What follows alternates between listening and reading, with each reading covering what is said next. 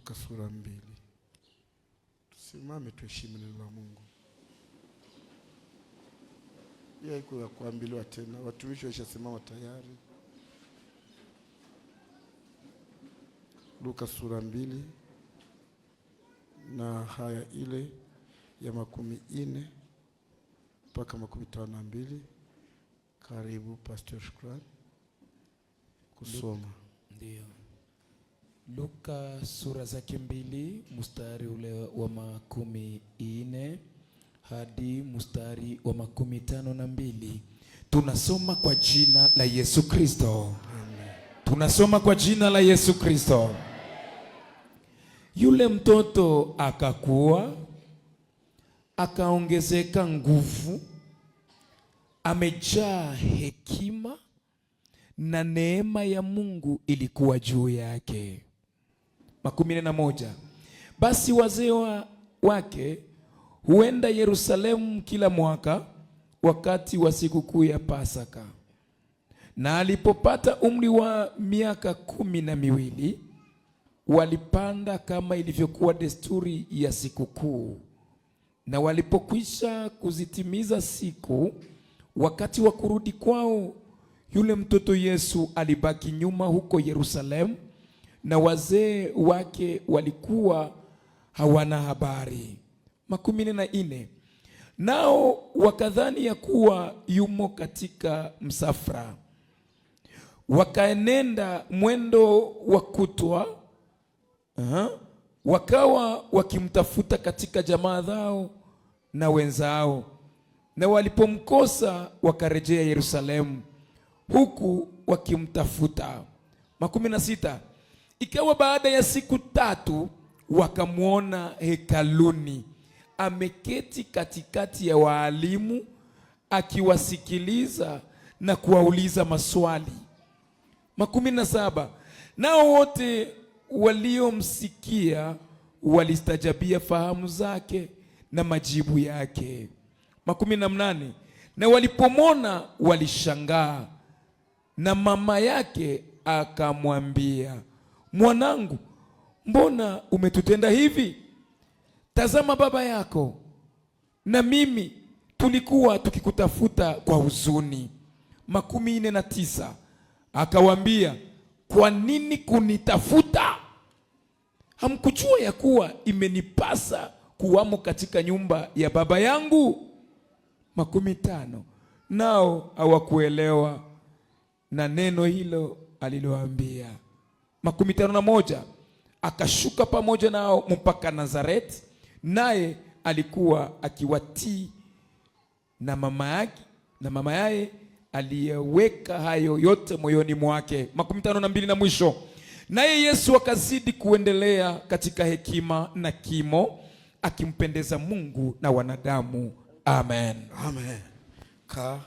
Na mimi nasoma Samueli wa kwanza. Na mimi nasoma Samueli wa kwanza sura 2 na haya ya 16. Neno la Mungu nasema hivi: na yule mtoto Samueli akazidi kukua, akapata kibali kwa Bwana na kwa watu pia. Amena.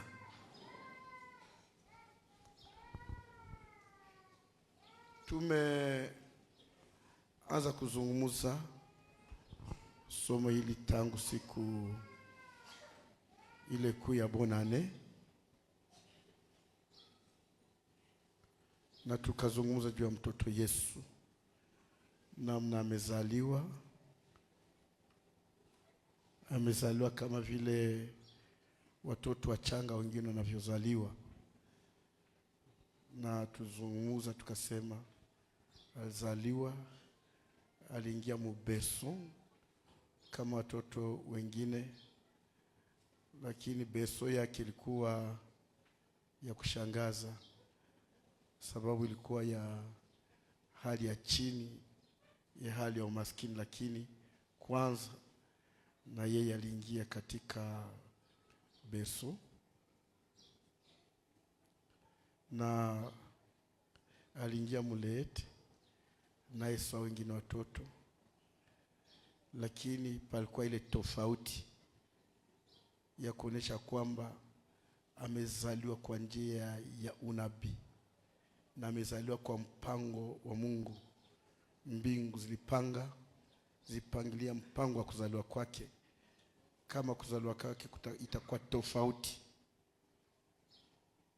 na nyota inayokuwa juu yake inaanza kumulika juu ya nyumba ambamo anazaliwa, sababu juu yake kuna kwa nyota ya kifalme, na nyota hii inamulika, na neno nasema ya kwamba mamajusi toka mashariki ambao walikuwa wajuzi wa nyota, wataalamu basava, banaona ile nyota. Ni watu wajifunza sana juu ya nyota, na wakati wanajifunza juu ya nyota walishindwa kuelewa hii nyota. Wajifunza nyota, lakini wanakuta katika nyota zenye tujifunza hatukuonaka hii nyota. Hii nyota hatukuonaka, na hii nyota inaweza kuwa nyota yenye tofauti, ina sababu iko inaongea kitu. Lakini pamoja na ile alizaliwa tu kama mtoto, lakini sababu Mungu iko juu, na ndio maana mawazo ya Mungu na akili za Mungu hazieleweke. Haieleweke. Ndio maana unakuta katika dunia, sababu akili zake na mawazo yake haieleweki, ndio maana unakuta pana watu wenye akili, pana watu wenye hekima, pana watu wenye busara, na baduru nabo biko. Mungu anajua huyu naye ni duru nabo bako. Sababu niambie, mtu mwanza kuwa mzima lakini anakunywa pombe mpaka iko anajikolea munjia, huyu ni duru. Mungu anajua baduru nabo biko. Mtu anakunywa pombe mpaka anavimba machafu, na wanamwambia hii pombe ni mbaya, anageuka wabwaki, lakini kesho anakunywa. Duru. Na Mungu anajua ni duru, sababu hataki kutoka katika buduru abakie duru. Sababu katika wokovu pana sehemu ya Mungu na pana sehemu ya mwanadamu. Mtu akitaka kuokoka pana pia sehemu ya mwanadamu. Pande moja pana sehemu ya Mungu. Sababu wakati mwingine ukisema kuokoka ilikuwa ni mapenzi ya Mungu tu, au mtu mmoja unamwambia uokoka na kuambia mpaka si Mungu anataka, ni duru. Ndio maana Biblia inasema kama huyu mtoto akaongezeka nguvu, akajazwa akili, akawa amejaa hekima. Pana sehemu ya Mungu na sehemu ya mwanadamu. Sababu mwanadamu amepewa akili, Mungu amemjalia neema akapata akili. Sasa akipata neema anapata uamuzi, anaanza kukomaa, hii akili inaongezeka, anza kuwa na uamuzi mkubwa. Ndio maana katika wokovu yako mwambie Mungu, usinitie mbaduru, lakini unitie mbatu wenye akili. Sababu fikiri mtu alikunywa pombe, iko najinyambia munjia, najikolea, batoto wanamchezea na wanamuimbia manyimbo, na nabiona normali, ni duru. Hana akili. Hana akili. Ndio maana Biblia sema mingi juu ya kileo. Sema mingi juu ya kileo, mingi. Hatuna muda kugusia pale. Lakini Biblia sema akaongezeka Yesu Kristo. Toto mdogo, bebe, lakini anaongezeka. Kimo inaongezeka. Akili inaongezeka. Anajazwa hekima. Anajaa Roho Mtakatifu. Katika ile kuongezeka, sababu pia akili ziliongezeka, alijua kwamba inanibidi nibatizwe. Na ajabu ni kwamba mwenye anambatizwa ni Yohana. Ndio anambatiza. Mtu ambaye Yohana anasema sina uwezo kufungua hata kamba ya kiato chake. Yohana yuko anatengeneza njia na kuja kutengeneza njia, na anasema hata kamba ya kiato yake sina uwezo kuifunga, sina uwezo kuiregeza. Na anamwambia yule aliye, anasema yule aliye nyuma yangu, mimi sina nguvu kama yeye. Lakini tena Yesu, sababu akili na hekima ilikuwa,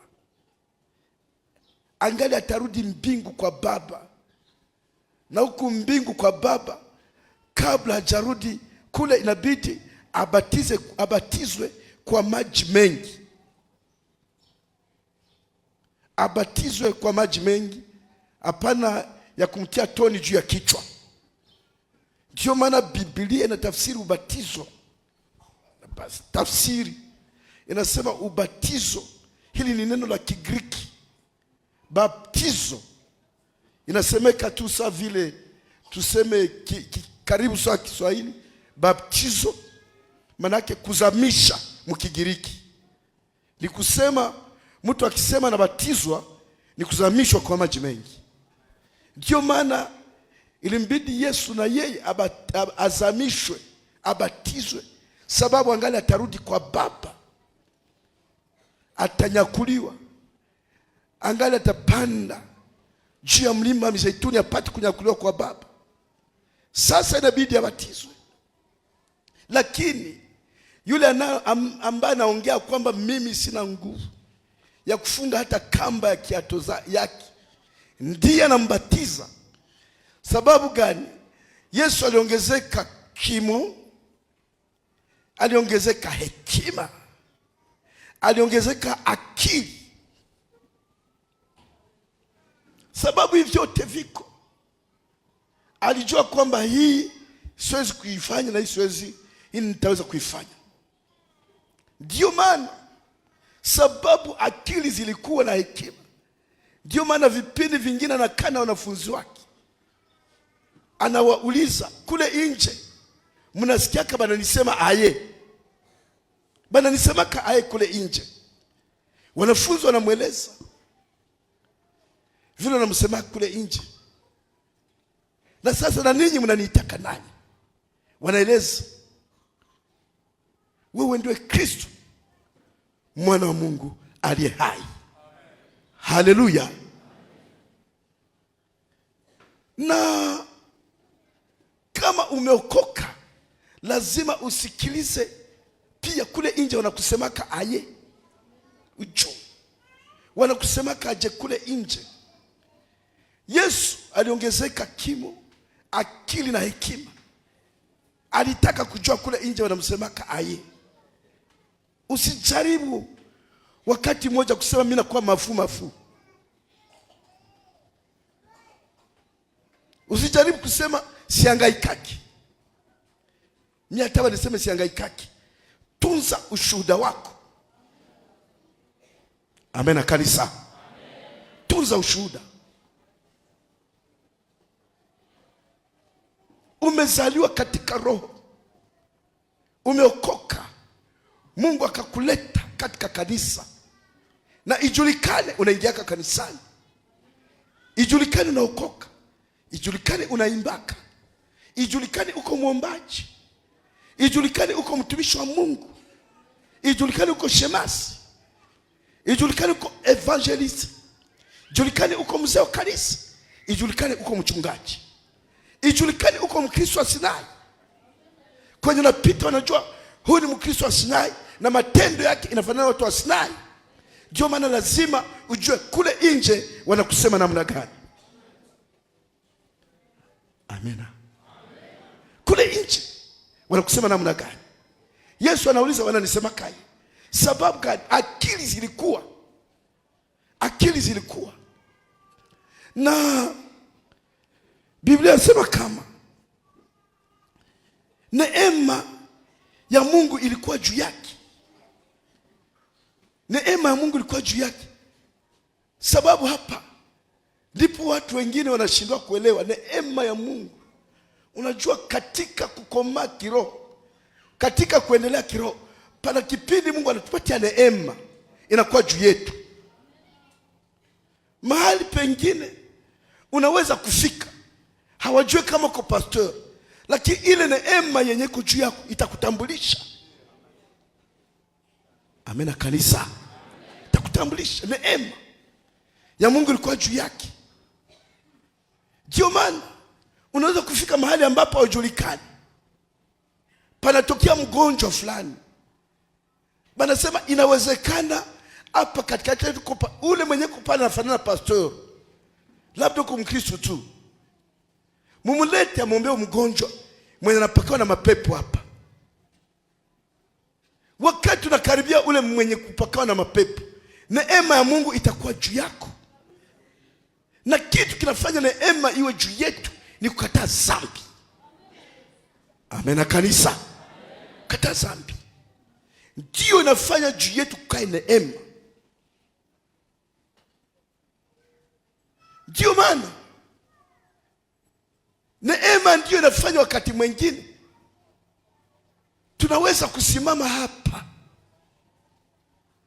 na wakati tunasimama hapa pana mipango mingine hatukuandaa. Labda hatukuandaa kuombea wagonjwa, sababu neema iko juu yetu. Tunapoita wagonjwa waje waombewe, ile neema inayokuwa juu yetu inaanza kufanya kazi. Na wakati tunaita wagonjwa, mapepo yanaanza kulipuka, magonjwa yanaanza kutoka, mambo makubwa yanaanza kufanyika katikati ya watu, miujiza inafanyika. Sababu gani? Pana neema ya Mungu inakuwa juu yetu. Na kitu kinafanya neema iwe juu yetu, kwanza ni kukomaa kiroho. Sababu pana watu wengine niliongea juzi ni wachanga kiroho. Mtu ambaye ni bebe, iko mberso, angali mleheti, kusudi aende mkanisa inafaa mbembeleze.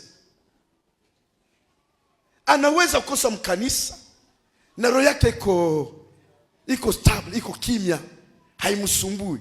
Lakini mtu mwenye haiko mberso akikosa kanisa, anasawa vile alifanya dhambi.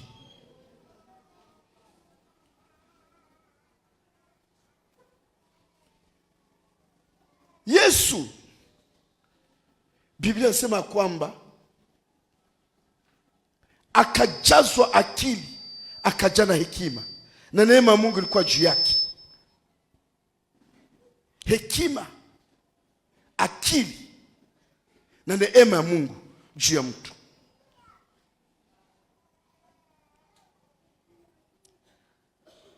Kuongezeka hekima, kuongezeka akili, kujazwa Roho Mtakatifu, kukataa dhambi, kutembea katika woga na kuheshimu Mungu, kutembea katika hali ya kumwinua Bwana, kumtukuza Bwana, inafanya pawe neema ya Mungu ambayo inatembea juu yetu.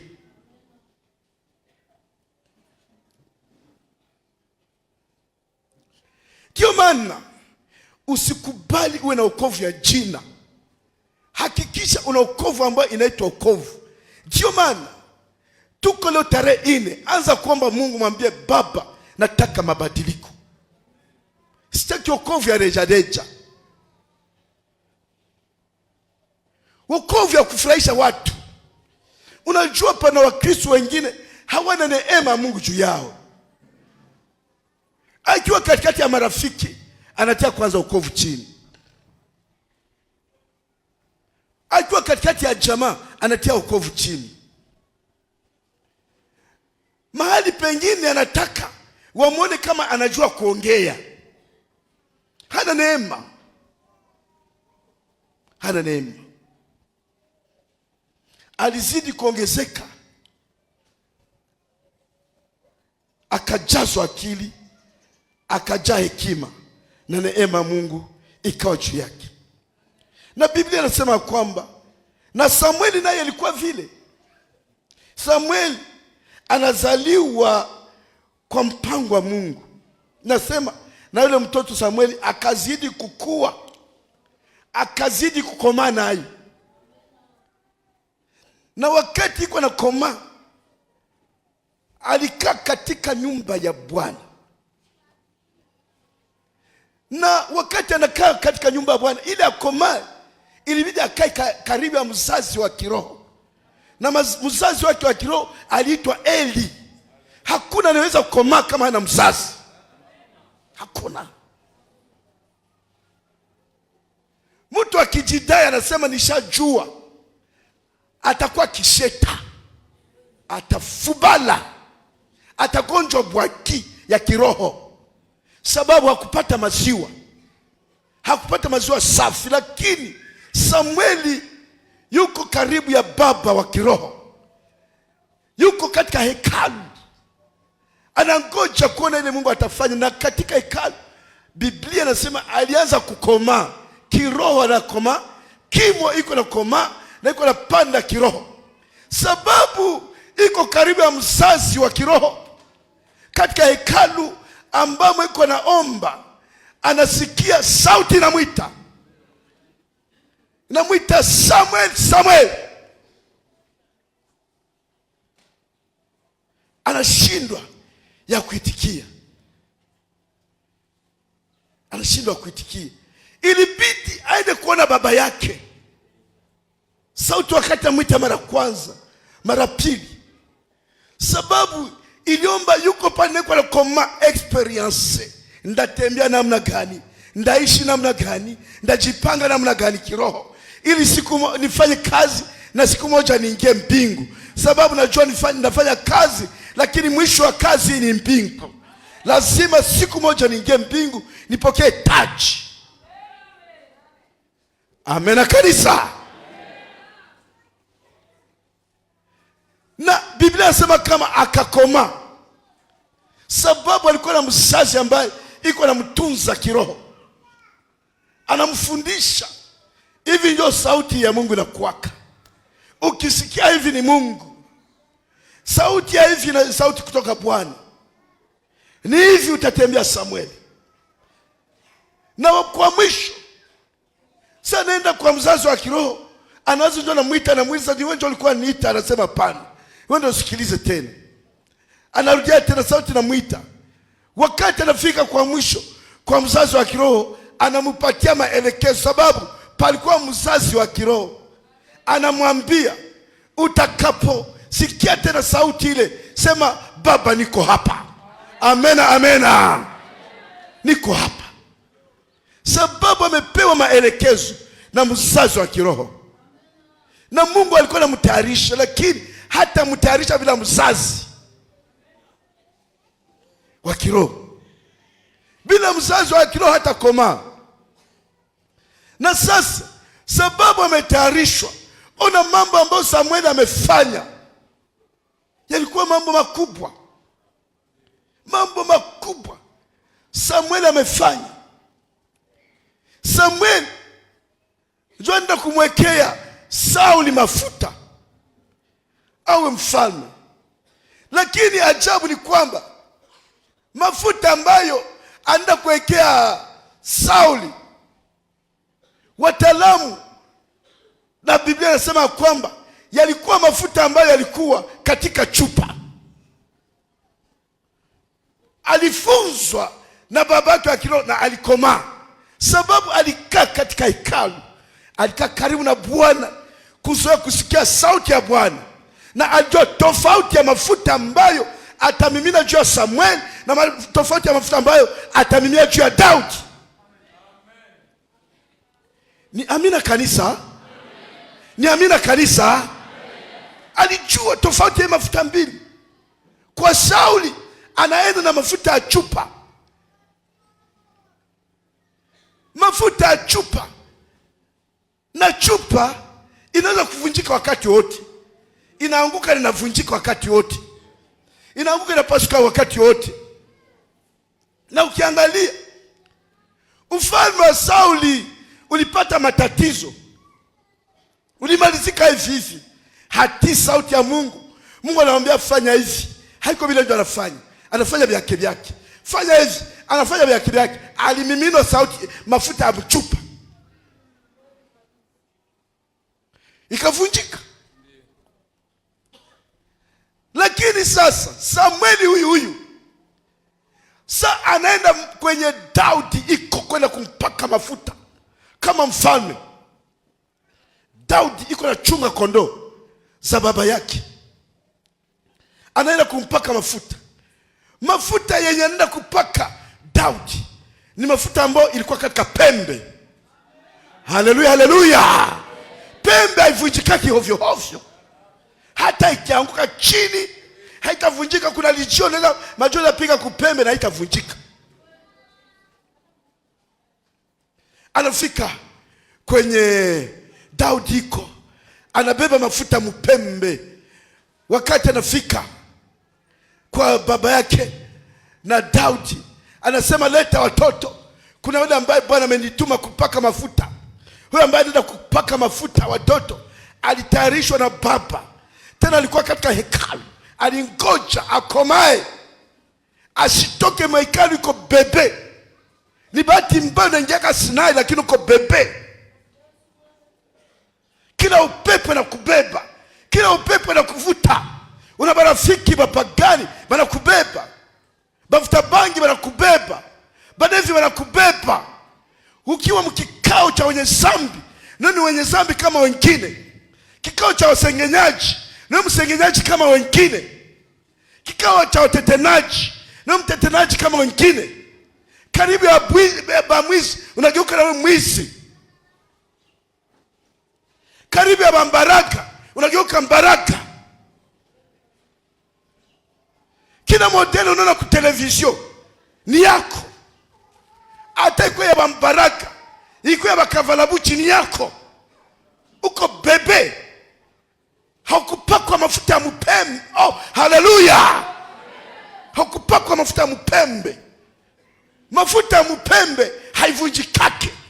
Watumishi tumepata neema kupakwa mafuta ya mpembe. Amen, amen.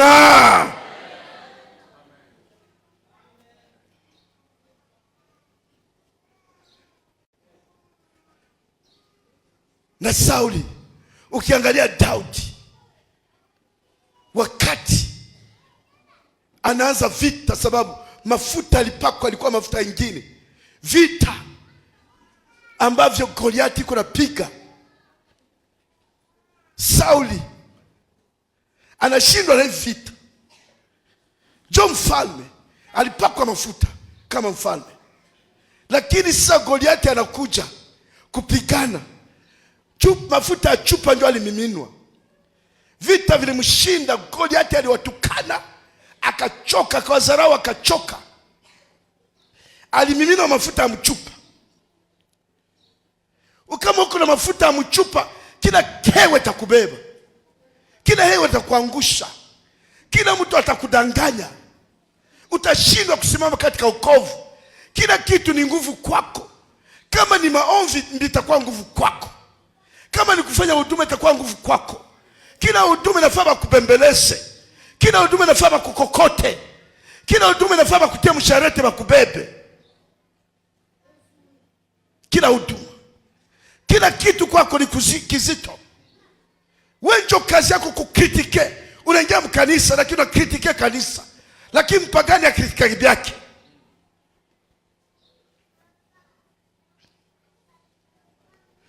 Alo. Alo. Tuko pamoja? Tuko pamoja? Nifuate taratibu. Sababu watu bako na bingibi binafanya baikale chini basimamaki kwenye bako. Bako pale pale. Na mahitaji tunayoombea hakuna majibu. Kwa vile vile tangu uliokoka uko vile vile. Sauli, Goliati anawasha moto kwa Israeli. Sauli ndio mfalme wa Israeli. Tena Sauli, Biblia inasema kwamba sana chaguliwa sio mfalme. Alishangaza, alikwenda kimo kirefu. Sababu sababu alimchaguliwa sio mfalme, bali mwangalia tu katikati ya watu. Anaangaliwa katikati ya watu, mtu mrefu kuliko wote mbatu. Biblia inasema mwenye sura nzuri, mwenye kimo, mase ya ajabu, jea. Lakini mafuta ambayo alimiminwa ni mafuta ya mchupa. Mtu wa vita sana. na kwenda kuvita. Anaenda na ngao zote, iko na silaha, mipanga, iko na hii ya kuzuia mkuki simkamate, ngao, vile vyote. Huku kote anavaa vizuri, mtu wa vita, inaonekana mtu wa vita.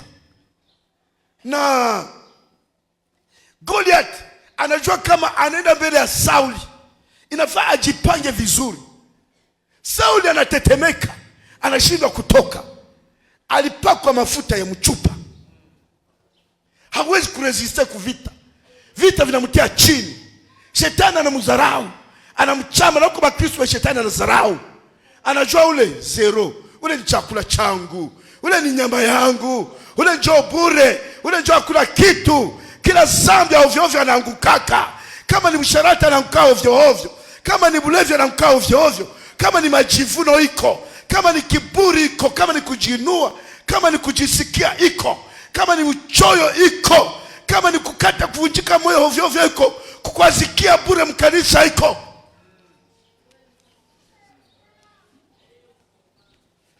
Kuna mwingine anakusikia tu bure. Kuna mwingine huyu mama anaweza mwambia sogea pale, na anakwazika. Anasema taba ananikwaza, anza kunitosha kuna nafasi yangu kwenye kuu. Ananikwaza tu. Na tangu leo mimi naona kasi tengia mkanisa, toka pale. Huko wako mafuta ya mchupa kuvunjika ovyo ovyo.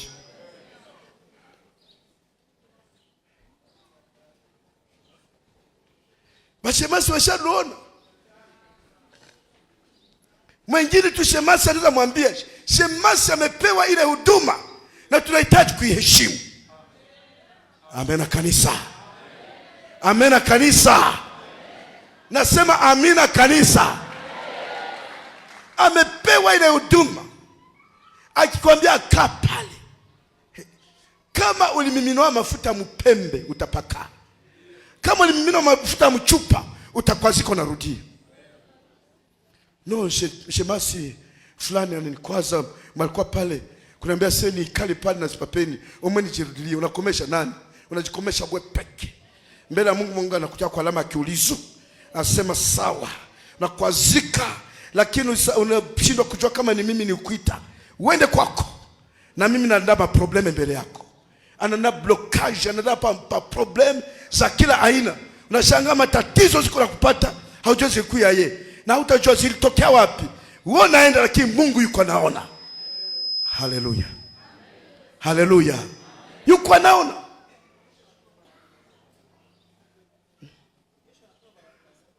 Kesho anatuma bakuramplace. Ulienda moja, wewe moja ulienda wasirika.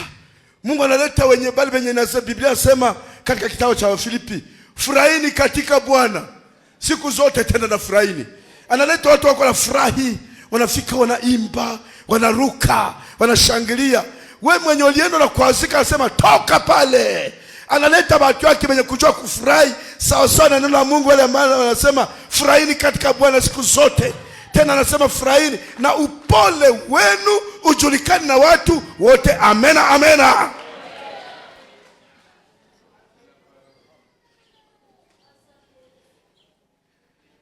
Bali ni kwaza. Mwele kanisa wanakwazanaka. Mwele kanisa kwanza habana upendo.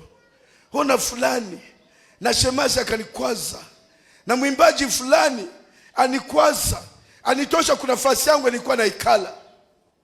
Na mwimbaji na president niambia nisiimbishe, na mimi nakwazika, na mimi najipatia konje, wewe ndio jipatia yani. Kisha one gisi mafuta yatamwangika, one gisi buso atakunjamana, inageuka sawa ya mzee.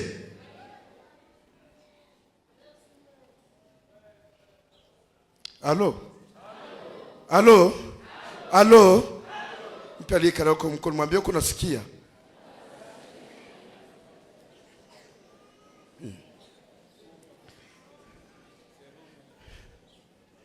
Sauli Jea alipakwa mafuta ule nabii moja ndio alipaka mafuta bote bawili, ndio alikata paka Sauli mafuta ule. Lakini Sauli vita inamtia tabani, mtu yuko anatetemeka. Goliath anaongea, Sauli mfalme anasikia ajikoyolee, ajikolewe, lakini alipakwa mafuta sio mfalme. Na kupakwa mafuta ina maana yake. Mafuta usicheze nayo, mafuta inaongeaka. Amena, amena. Mafuta inaongeaka, ina maana yake. Mafuta amemimina mafuta. Sasa huyu Samuel nabii ambaye ametayarishwa na baba wa kiroho Eli na amekoma katika hekalu karibu ya baba wa kiroho, anaongea, anasikiliza Mungu anataka kusema nini, ili apate kuendelea na kusonga mbele, aone mambo na matendo makubwa. Mungu apate kumpatia kibali mbele ya watu na mbele yake awe na kibali. Sababu Mungu anatupatia kibali, tunapata kibali mbele yake na mbele ya wanadamu. Hii Roho Mtakatifu anaifanyaka wakati tunaheshimu Mungu na wakati tunakubali kukomaa na kutembea sawasawa na mapenzi yake, kutembea sawasawa na yeye. Tunapewa kibali mbele ya Mungu na mbele ya watu. Amena, amena.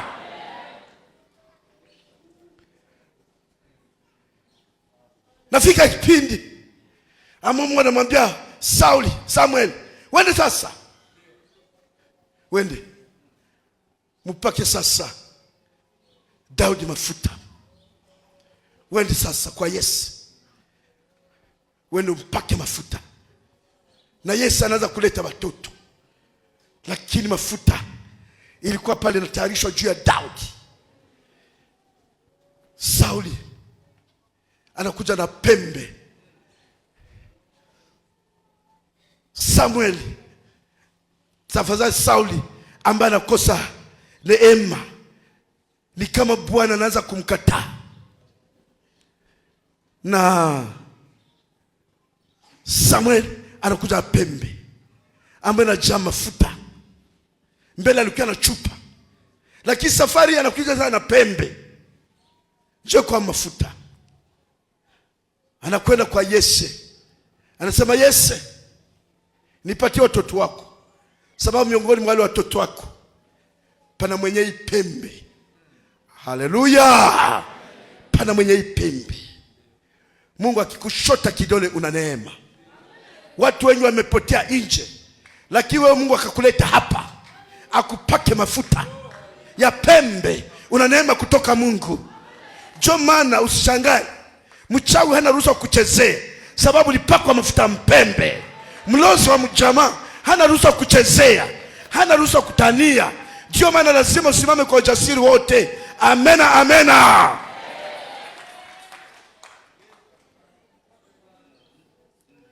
Anakuja Yesu, analeta watoto wake, analeta watoto wake wakina Shama, wakina Eliabu, bakubwa wake na Daudi. Shama anapita, anasema hapana. Jua alipenda lete bali bashea. Bebaliza kwa kimu mwenye kwa sawa Sauli. Njoo benye alete. Analeta bakina Eliabu, njoo bashea. Na bali ndio wanaweza kuweza vita. Eliabu anapita. Sauli anamwangalia. Bwana anamwambia Samuel, anasema sio ule. Anapita. Banaleta Eliabu. Eliabu anakuya. Samuel anamwangalia macho. Anasema hayakuwa njoi. Iko na pembe. Amen, amen. Iko na pembe yake mkono. Anamwangalia. Anasema sio huyu, anaenda pembeni. Watoto wote wa Yesu wanapita. Mwisho Yesu alizarau. Kale, sikia. Watu wanaweza kukuzarau. Amen, kanisa. Watu wanaweza kukuzarau, lakini kama Mungu anakujua una neema ya pekee. Watu wanaweza kupiga kipasi na mjamaa, unaweza kuwa njoo mwisho mjamaa. Wewe ndio kuzaraulika, bagra yako biko. Unazaraulika, lakini kama Mungu anakushota kidole, amena, amena, atakupatia kibali, atakuinua. Watu wanasema ufai. Hii mwaka Mungu atakutofautisha. Akutofautishe mwaka huu. Amena, amena.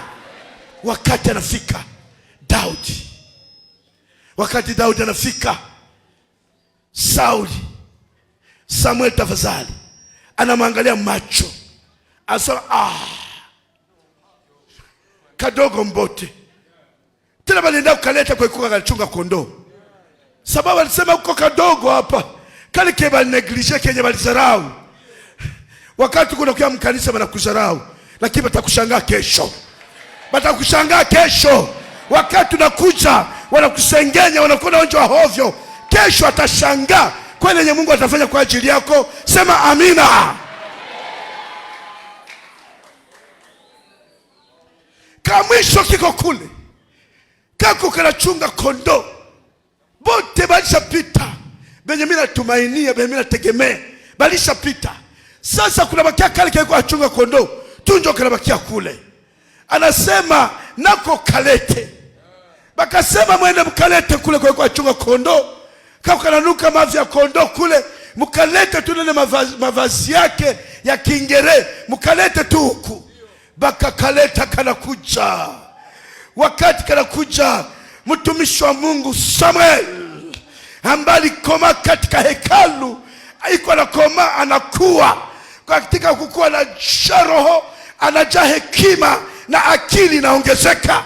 Mule alikuwa katika hekalu, ni kusema hatembezwa mtu mwenye hana akili, bali anatembea kama mwenye ana akili, anasikiliza nini Bwana aliongea. Asitembee pembeni ile ambayo Bwana ameongea, atembee katika ile ambayo Bwana ameongea. Amena, amena. Wakati kanafika, anakaangalia macho, anasema njoo huyu. Amena, amena, amena. Njoo huyu. Nasema kuja hapa. Kuja hapa. Anasimamisha pembe. Anamimina mafuta. Anamimina mafuta. Anamimina mafuta. Anamimina mafuta. Haleluya, haleluya. Mafuta pembe. Anamimina juu ya Daudi. Anasema tangu leo wewe ni mfalme kwa Israeli. Mafuta pembe. Sababu amemimina mafuta pembe, ndugu zake wako kwenye vita. Anakomaa kimu na hekima na kupata kibali. Mafuta inaleta kibali. Amena, amena. Inaleta mafuta. Roho Mtakatifu akikutia mafuta unapata kibali.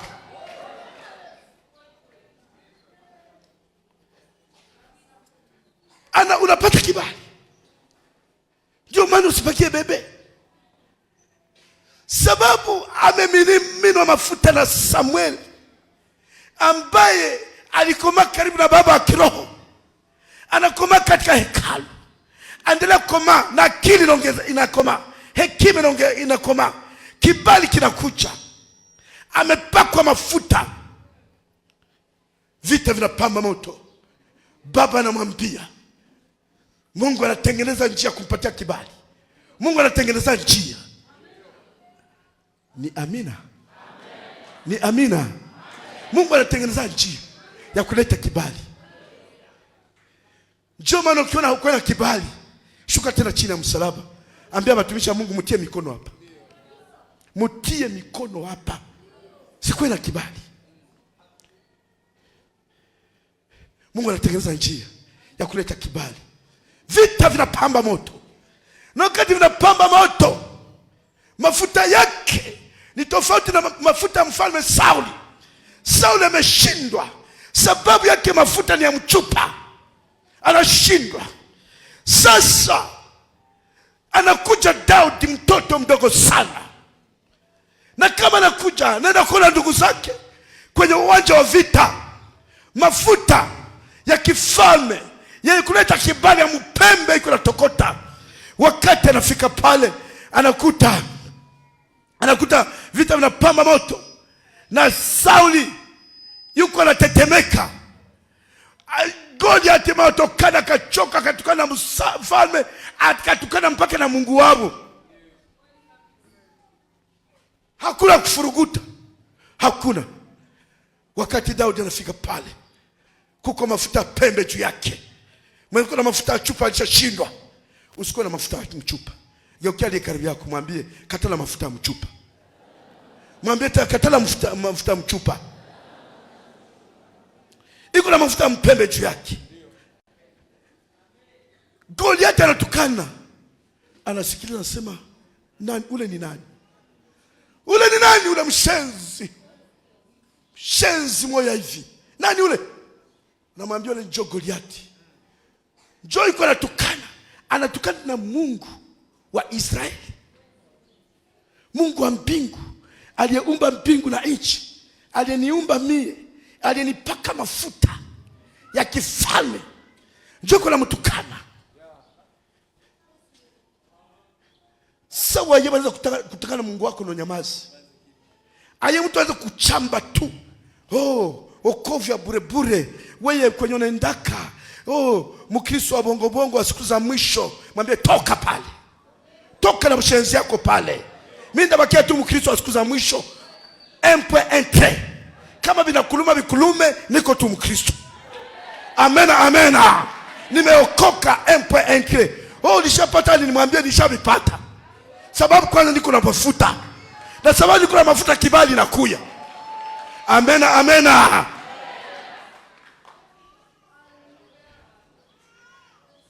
Wakati anafika pale, sana fika, anasikiliza, sema sawa ye. Bana sema kila mtu yuko anakimbia. Na mfalme aisha tepeta, aisha jikoyolea, kachoka. Na atujue tufanye nini. Siku 14 huyu bwana anatukana usiku na mchana. Anatukana na Mungu wetu. Hatujue twende kwa nani, hatujue tufanye nini. Mshenzi gani huyu? Mtu asiyetahiriwa, mkafiri moja hivi, anza kutukana Mungu wa Israeli. Juu ya nini? Bana tukana Mungu wako juu ya nini? Na unasikia unarizika. Na mimi nataka kubiacha. Bana anza kunikritike. Asema nilikawia kupata majibu. Bana nionea. Sawa ye, noko kwa mafuta mpembe. Ukishindwa na vita, maana kwa mafuta buchupa.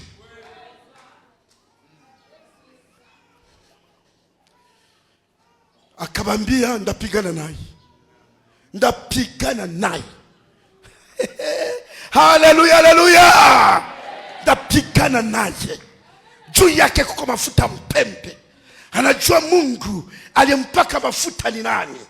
Anajua Mungu aliyetuma nabii ambaye alilelewa na kuhani Eli, kuhani wa Bwana. Amemlea, amempatia maelekezo.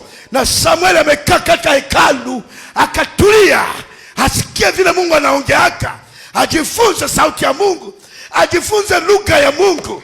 Na Eli alimuelewesha lugha ya Mungu, sababu hakukuwa anajua lugha ya Mungu Samuel, lakini kuhani Eli ambaye ni baba yake wa kiroho alimfundisha lugha ya Mungu. Amina amina.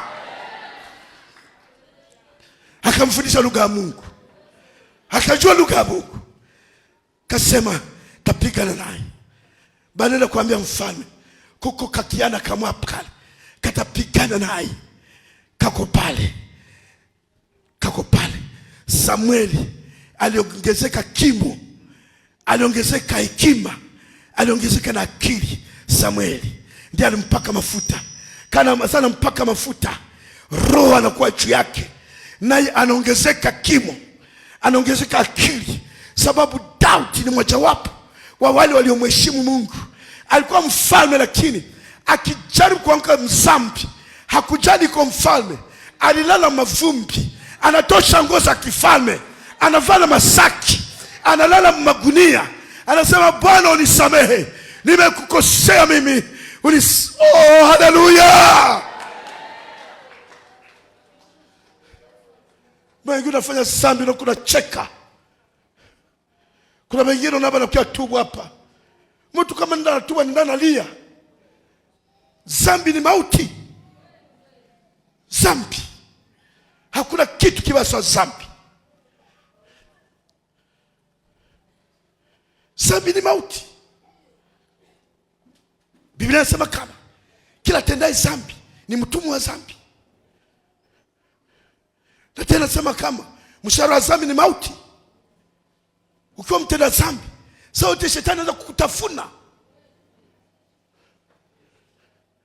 kukusaga saa yoyote.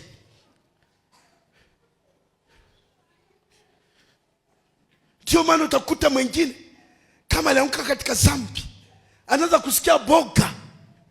Akiona Mkristo mwenzake anaanza aishona dhambi zake, sababu atendaye dhambi ni mtumwa wa dhambi na mauti kuna mzunguka. Na wakati anafika pale, asada pigana, wakasema ambia mfalme, bakenda ambia mfalme kuko matapigana naye pale. Sababu aliuliza mfalme atampatia ni mtampiga. Bakamwambia mfalme asema atampatia binti wake na vyote na kipande atampatia. Akasema mwenda ambia mfalme ndampiganisha. Mafuta pembe, mafuta chupa ilishindwa. Sasa nafaa mafuta pembe fanye kazi. Kasema sawa, anda kwa mfalme. Mfalme basema njoo. Mfalme asema bongo yenu huyu mimi ni mtu wa vita tangu zamani, nilipakwa mafuta ya kifalme. Upeti hana habari kama alipakwa kama mafuta. Amena. Hana habari kama alipakwa kama mafuta ya pembe. Huyu kasema mngoe muone. Kaambia mimi na mfalme akataka kumvika vyake. Kamvika ile mavazi, anampatia silaha inamshinda mkuki, inamshinda kilo. Anapima kutembea na vile. Mwenye kuna mafuta ya pembe atembeagi na vile. Mwenye kuna mafuta ya mchupa ndio anatembea na vile. Yeye kuna mafuta mpembe, atatembea na mafuta ya pembe. Ndio ataenda piganisha nayo Goliati.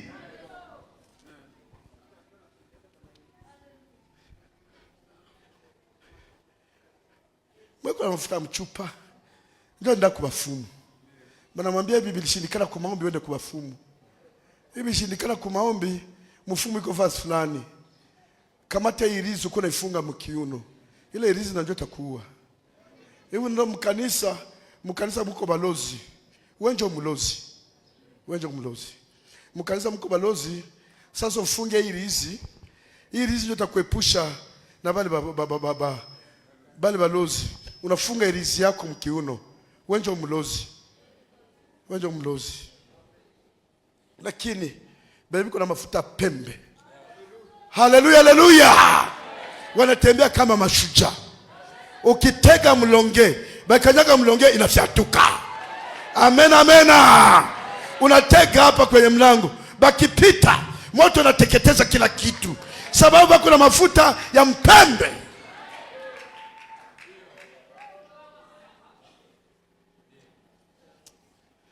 Mafuta ya nguvu yenye uwezo. Kasema mtosha, akatosha vyake. Anaenda kuvita, anakamata mjeledi yake, mafuta mpembe iko inashinda vile vyote. Kamata mjeledi yake, ndele majo yake 5, anaenda nayo mbele ya Goliati. Goliati sana muona. Goliati akachanganyikiwa. Akasema hapa watu walipata bazimu au walipata mapepo kusudi wanitumie upeti, lakini iko na mafuta ya mpembe. Sana avance. Goliati anamtukana, akaanza kumzarau, kumlaani kwa jina la miungu yake. Anasema wewe katoto, wewe peti, hakujua kuambia nani. Kuna watu wanazo kwa hovyo. Kama kuna mafuta pembe, kuna wanaweza kuona wanakudharau. Habajoko nani? Banakuona haba na kuneglige. Habajoko nani? Habajua Mungu anakutayarisha uko nani kesho. Habajua maisha yako ya kesho Mungu anaitayarisha namna gani. We leo nyama yako ndapatia ndege wa angani na wanyama wa porini. Ndakukata kichwa leo, na nyama zako kutaliwa na ndege. Nako kana tumainia mafuta ya mpembe. Kana mwambia nini? We unanijia kwa panga, kwa fumu na mkuki, lakini mie, haleluya, lakini mie Daudi na kujia kwa jina la Bwana Mungu wa Israeli, ambaye umemtukana na majeshi yake, Na ninakutangazia kama leo ndakukata kichwa. Leo ndakukata kichwa na nyama zako ndazipatia ndege wa angani. Shangilia Bwana kwa makofi. Oh, haleluya. Haleluya. Kwa hili jina ndio mnakujia. Kila mmoja anaanza kuavanse. Kakasema nakuja kwa jina la Mungu. Kwa jina la Mungu. Nimepakwa mafuta ya pembe. Mafuta nilipakwa haikuwa ile mafuta ya Sauli alipakwa. Mimi ni mafuta ya pembe ambayo Mungu wa mbingu alitupa. Kakatupa jiwe. Ile jiwe inaongozwa na mafuta mpembe. Ilianza kutafuta kwenye kufungwe. Huko kunafungwa, ile jiwe katafuta kwenye kufungwe. Ikaingia pale. Mafuta inaongozaka. Mafuta mpembe inaongozaka. Goliath inaangusha wachawi. Inaangusha balozi. Inaangusha kutaka kukuua. Haujua kama iliangusha bataka kukula kwa hivyo nane. Bataka bakwa panga kama kubona nane utalamuka. Mafuta mpembe libaangusha. Benye bali bakia mwabo, biko naona jinsi uko napita. Unalamuka unapita banajiuliza uko mtu gani? Na bengine kwa hivyo naambiana sasa uko mlosi. Uko na mafuta ya mpembe, njoni mimino juu yako. Amena, amena, amena, amena. Simama sema ndio Bwana. Shangilia Bwana kwa makofi makubwa. Oh, haleluya. Goliath ile tipe yenye haikuwa na mpanga, haikuwa na kisu.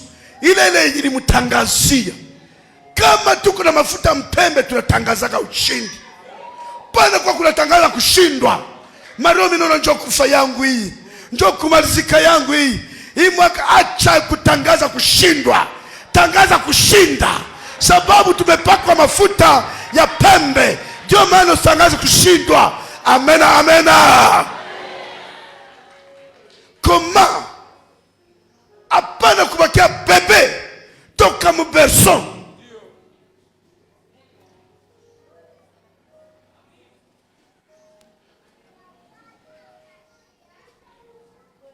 Unakuwa tu mkanisa ni kusindikiza wengine.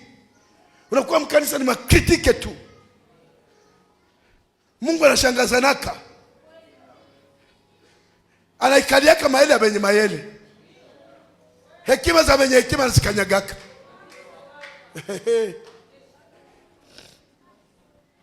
Kwa Mungu ukijifanya mwerevu merevu anakugeuza duru. Akili.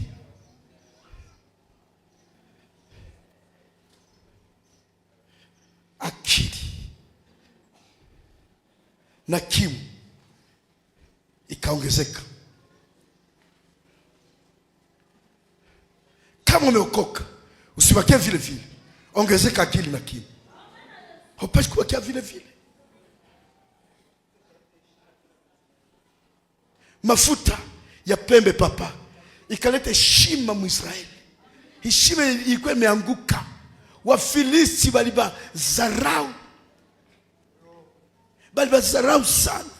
Lakini mafuta mpembe ikarudisha Israeli heshima. Goliath alikufa. Na wote Wafilisti wote wakakimbia. Wote sauf Kipe.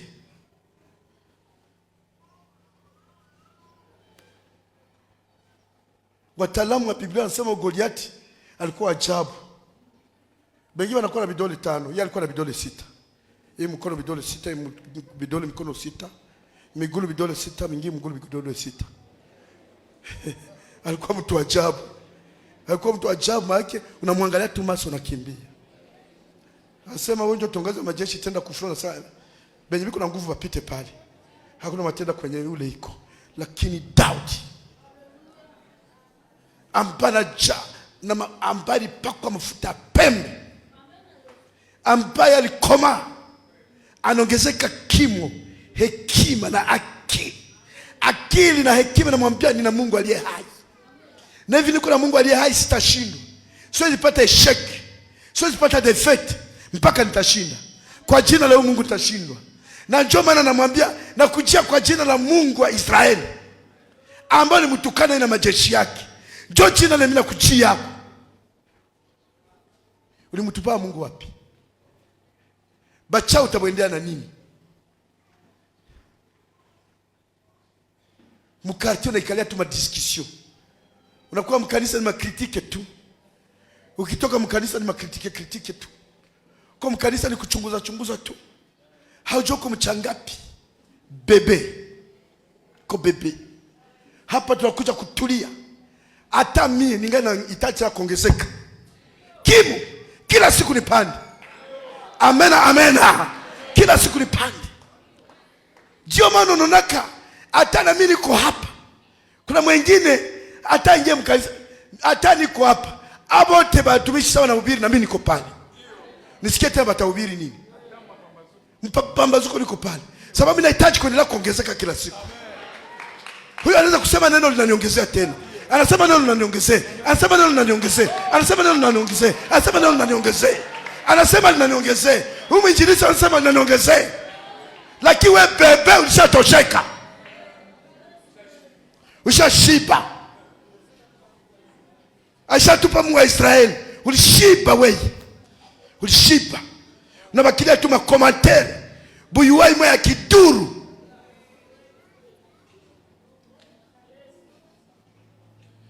Nikikwambia katika maisha yangu gisi nimefunga kama sifungaki tena. Kama sifungaki tena. Gisi nimefunga.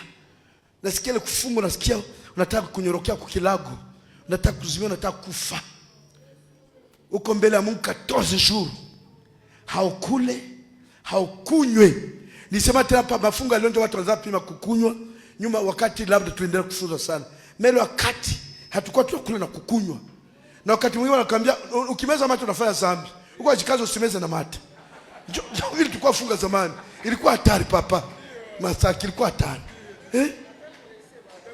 Hata kurese. Uko ogopa kurese maji singi. Juko na maji kingia ushakunywa, ushakula tu. Uko naogopa sana, unaogopa. Ni kusema kama ningetembea vile kama sifungaki tena. Kama siombaki tena. Lakini sababu nahitaji kila siku koma. Kila siku nikomai. Kila siku nikomai. Haleluya, haleluya. Ningana nahitaji kila siku. Siyashiba mpaka nitakapoingia mbingu. Najua hapa nimeshinda sasa. Haleluya, haleluya. Nimeshinda sasa. Heri wenye njaa papa na kiu haki, maana watashibishwa. Lakini mwingine shatosheka. Shatosheka bila mimi nabijua. We ubijue hivi.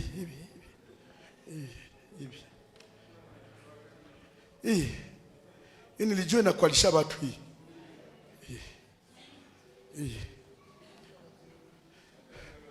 Nasikia ba daktari ya teoloji banakwala mwai. Banakwala mwai. Ba daktari. Shiboti ni wanafunzi. Shiboti ni wanafunzi.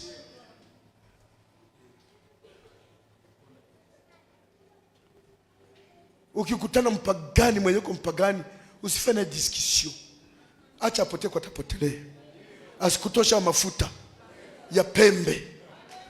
Pagani moja hivi, achana naye.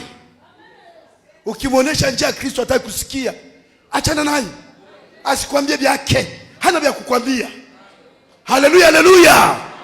Kuna vitu mpagani atakwambia. Kuna. Kimwonesha njia ya Mungu hataki kusikia, achilia. Dimanche ya kwanza hii si kwa bure na kokota sana. Kama mchungaji wa kanisa najua mimi na kokota. Amena kanisa. Amena kanisa. Umemeza tufanye kidogo. Lakini niongee na kanisa. Mkristo asinai. Hii mwaka. Najua Mungu yuko na nda namna taimba ushindi mkubwa. Hii mwaka Mwambie Mungu, nataka unimiminie mafuta ya pembe. Nataka ufanye nini? Mafuta mpembe yenye haitapasuka, yenye haitavunjika. Baki kukwaza usema niko tu hapa, sitoki, jamais kutoka. Haleluya, haleluya. Niko hapa mpaka nitakapoangusha Goliati.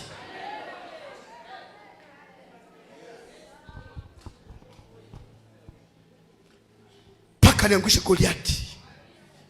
Niko hapa mpaka mafuta nipatie kibali. Yesu anasema nini? Sasa fungua chuo cha nabii Isaya. Roho wa Mungu juu yangu, naye amenipaka mafuta. Yesu alikuwa na mafuta juu yake. Amenipaka mafuta ni wahubiri maskini habari njema, na ni watangazia wafungwa. Wewe unafungwa, wewe mfungwa, wewe mfungwa, ni watangazia wafungwa. Nampenda Kristo aliyeniokoa. Amen, amen. Nampenda Kristo aliyeniokoa. Asante Bwana kuniokoa. Oh, haleluya. Ni watangazia wafungwa. Unafungwa na nini? Asubuhi leo unafungwa na nini? Je, unafungwa na kiburi? Unafungwa na majivuno? Unafungwa na bulevi? Unakunywa ipombe ya siri siri, mafuta ya mchupa, unafungwa ipombe ya siri siri. Kesho tunashtuka tu machafu isha kuvimba, isha kuwa obwaki. Kumbe unakunywa ipombe ya siri siri. Ni watangazi wafungwa kufunguliwa kwao. Siku ya mwizi ni 40. Nafungwa na washerati. Fie, so nabeba mimba tukujua. Tutakujua so nabeba mimba. Acha vile vya kunywa siri siri. Kisha nenda kuitosha. Unasema umeba sione. Unafanya kwa dhambi za usharati, kisha unaua. Unabeba dhambi 2. Na ile 2 haibakia 2 inapokuwa 3 sababu unaletea kuna uongo. Dhambi 3.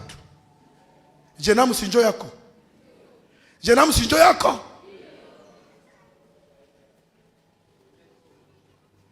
Garso, kuna tuimbia na mbusharati hawache.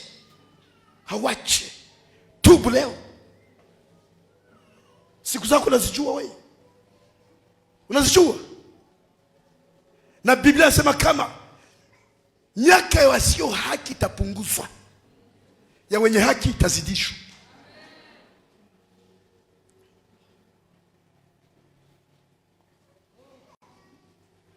Niliongea juzi benye mko kubalko. Alo.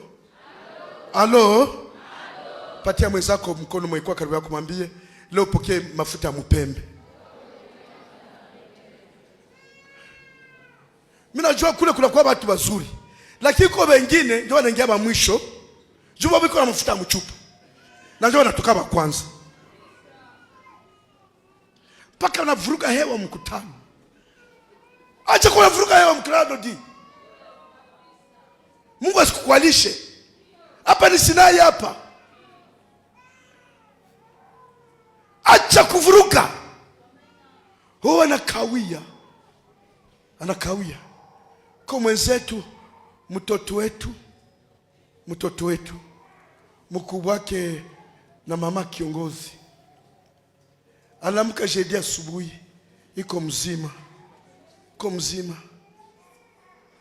Lakini magharibi, siku ya bonane, ile magharibi akamaliza safari. Tutamuzika mwa Ijumaa. Tajiri ukifika, unakuta nasema c'est vrai watu watajiri kaka. Fika kwake. Hauna kitu na mafieri. Hauheshimia ta Mungu. Na bwanake ni pastor. Bako na kanisa wanaongoza. Haiko vile ahadi.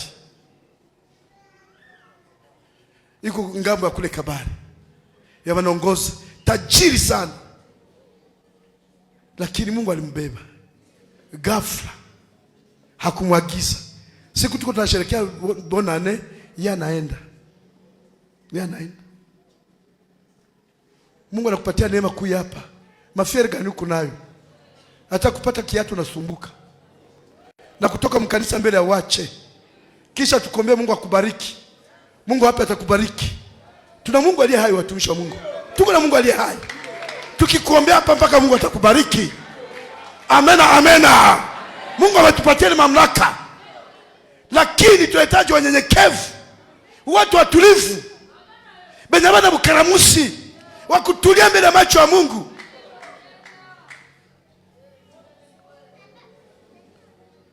Jabu kanisa uko na deranje mkutano wa Mungu. Hii ni mkutano wa Mungu, haiko mkutano wa mazino. Hii ni ya Mungu hii. Basikia ushuhuda papa. Kutelefoni, asante. Asante. Kivimba mtu mweko Amerika. Tunaomba hapa.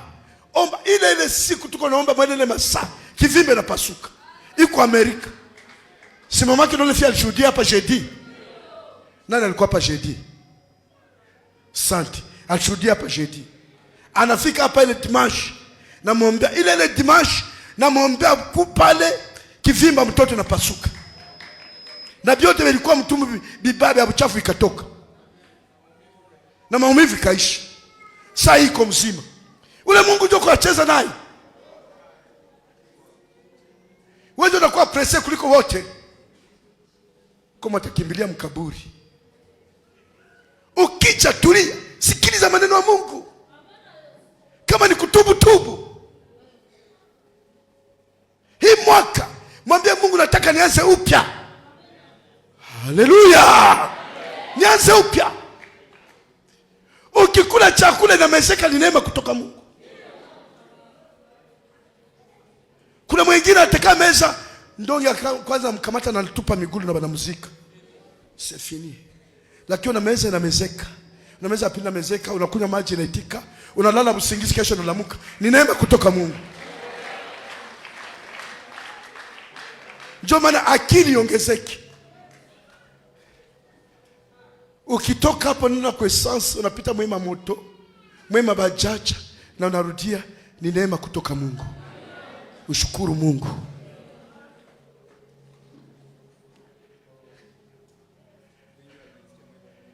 Bangapi walimalizika mwe barabara? Bangapi masasi imebeba hii mwaka? Kama ungali ulipa Mungu nini? Nini ulilipa Mungu? Ulipatia Mungu nini? Wende hospitali, ahadi ndio anashinda mule. Uangalie wenye miguu iko yulu. Wewe Mungu ungali na mguu wako, unaweza tembea uende kukanisa. Ulipatia Mungu nini? Kusudi ukiingia mkanisa ujisikie kwa agite. Na Bukavu ndio kunala ba agite ba kwanza. Mtu kwa mkanisa kwa agite. Hakuna metenda fanya. Hakuna. Akili hakuna. Yesu akaongezeka akili na kimo. Kimo iko naongezeka na akili iko naongezeka na hekima iko naongezeka, akapata kibali.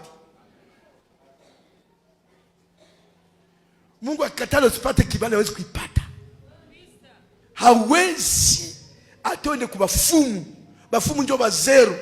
Kuliko kupatia kibali na kupatia mikoshi. Mikoshi. Ndio banapagana naka. Lakini kibali. Haleluya! Kibali kwa Yesu. Kibali. Ndio maana ile ukiimba unapata kibali. Unasikia tunashangilia.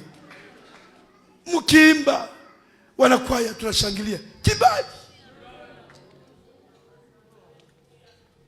Unaimba, nasema unasikia mwingine anagusa mfuko na kuletee. Kibali. Nani anatoka? Ni kwa Yesu tu. Kwa Yesu. Mie sijui kama kwako mikoshi, na kwako mikoshi. Kwako mikoshi. Mtu hataki kutulia kwa Mungu, anataka mikoshi. Hii mwaka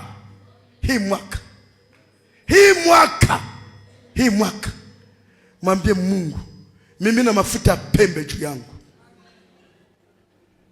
Kiburi ya nini uko nayo? Uko na nini? Ushakuwa na nini? Nini uko nayo?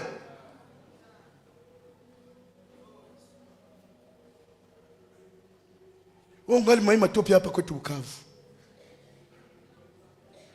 Tena mpanzi sasa. Tena labda ungali yako mpangai. Nataka kama uko mpangai, uko na nini?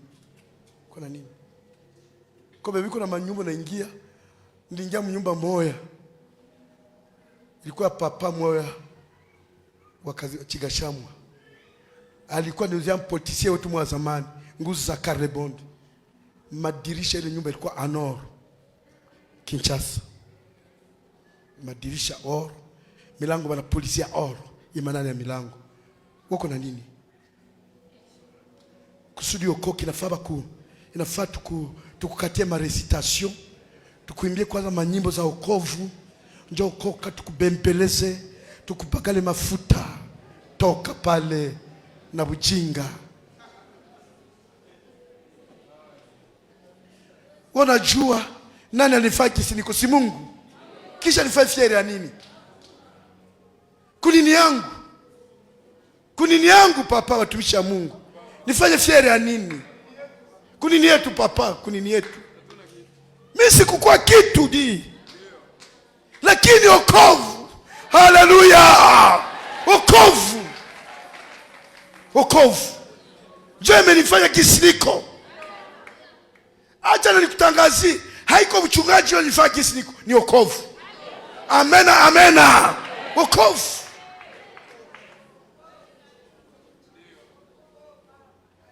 Leo kama ndeza badilisha magari, ni wokovu. Amena kanisa. Nanyi mnaprofite papa. Bwana sifiwe. Mafuta. Siku moja niliingia kama nyumba yangu ya mpya. Naingia naangalia nyumba iko sawa kifahari. Naingia na mke wangu, namwambia mke wangu, wokovu yeye analeta hivi yote. Haleluya! Hii njoo yenye Kristo anasema hapa kwanza tukiokoka. Mara 100 hapa kwanza. Kwanza hapa mara 100, kisha uzima wa milele. Hapa kwa mara 100. Uko natania wokovu. Bakubembeleze wokovu we. Bakubembeleze. Usiko natoka mbio mkanisa, bakubembeleze.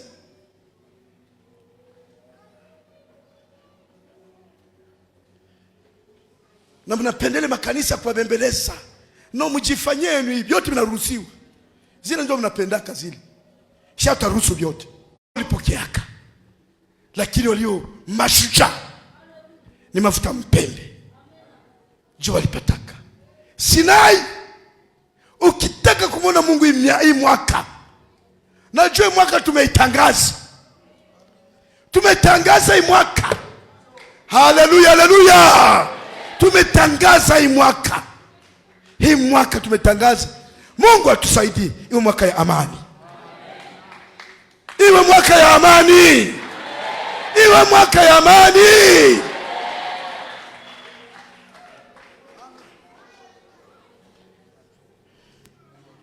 Tunachoka kabisa. Tunachoka. Choka na mateso. Tunachoka na makrize. Tunachoka na kukosa makazi. Manjasi nafungana, tunachoka. Tunachoka. Sio maana lazima tuambie Baba, nimiminie mafuta mpembe. Pembe njoo ipasukake. Mafuta mpembe njoo inaangusha Goliath. Njoo inaangusha Goliath. Mtoto wa Sinai, lazima kufanyike mabadiliko kwako hii mwaka. Bwana kubadilisha hii mwaka. Bwana kubadilisha hii mwaka. Bwana kubadilisha hii mwaka.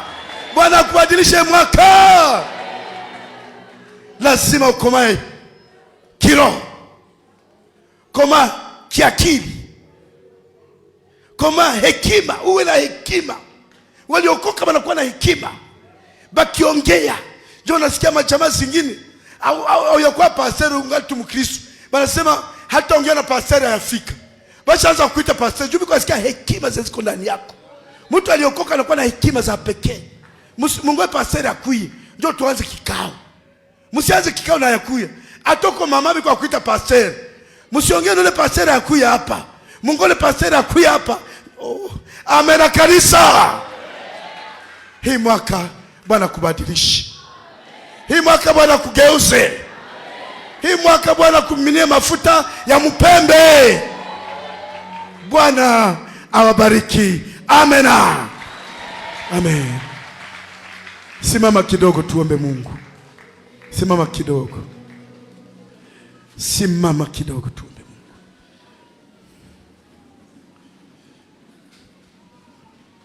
Simama kidogo.